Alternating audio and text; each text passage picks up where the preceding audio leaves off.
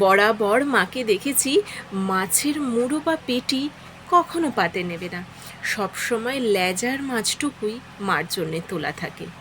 বড় হওয়ার পর একদিন মাকে জিজ্ঞাসা করেছিলাম, আচ্ছা মা, তুমি তো সব সময় লেজার মাছ খাও কেন? কখনো কখনো মুড়োও তো খেতে পারো। বাবা সেটা শুনে মুখ টিপে হেসে বলেছিল, তোর দিদা শুধু তোর মাকে মাছের লেজাই খাইয়েছে, তাই তোর মা অন্য কোনো মাছের স্বাদ সেরম বোঝে না। আমি বলেছিলাম, লেজার মাছে তো প্রচুর কাটা, ভালো লাগে তোমার? মা হেসে বলেছিল, লেজার মাছে একটা আলাদা মিষ্টি স্বাদ আছে, আমার খুব ভালো লাগে। পেটুক আমি টেস্টের কথা শুনে একদিন লেজা আমি খেয়ে দেখেছিলাম। কাটার কারি ছাড়া আর বিশেষ কোনো স্বাদ সেদিন আমি অনুভব করতে পারিনি। এরপর মামাবাড়ি গিয়ে একদিন খেতে বসে লক্ষ্য করলাম দিদার পাতে একটা ছোট্ট মাছের লেজা আর মায়ের পাতে একটা কিং সাইজ পেটি।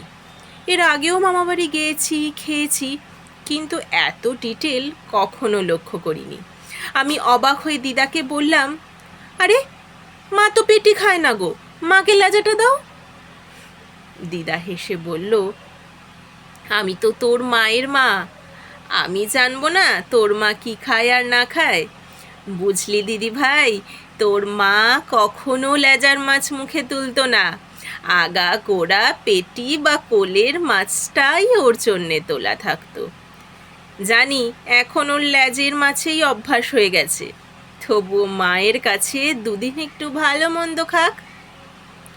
আমি অবাক হয়ে তাকিয়েছিলাম মায়ের দিকে। দেখলাম মা কিন্তু পুরো পেটিটা খেলো না, শুধুমাত্র একটা টুকরো ভেঙে নিল। পরে মাকে অনেক চেষ্টা করেছি মুড়ো বা পেটি খাওয়াতে, কিন্তু নিজের মানুষটার ওপর নাকি সংসারের ওপর প্রবল অভিমানে জানি না, মা ওই এক টুকরো লেজা নিয়েই সন্তুষ্ট থাকতো। তারপর সময় গড়িয়েছে, বিয়ে করেছি, সন্তানের মা হয়েছি। হঠাৎ একদিন খেয়াল করলাম কিভাবে আমিও যেন সবাইকে খেতে দেওয়ার পর মাছের লেজাটা নিতে অভ্যস্ত হয়ে পড়েছি। কতদিন হলো আমিও পাত সাজিয়ে খেতে বসি না। ভালো মন্দ রান্না হলে প্লেট ভর্তি করে নয়, বরং একটা ছোট বাটি করে নিয়ে চেখে দেখতেই অভ্যস্ত হয়ে গেছি। না জোর করে নয়, বাধ্য হয়েও নয়, সবাইকে দেওয়ার পর শেষে যেটুকু থাকে সেটুকু নেওয়াটাই কবে যেন নিয়ম হয়ে গেছে।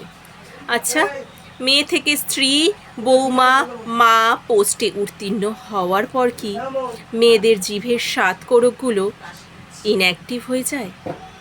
যেটুকু আছে সেটুকু চেঁচে পুছে নেওয়ার অভ্যেস কি সংসার তৈরি করে দেয়, নাকি আমরা নিজেরাই অভ্যাস করে নিই? কে জানে। কলমে পার্বতী মোদক।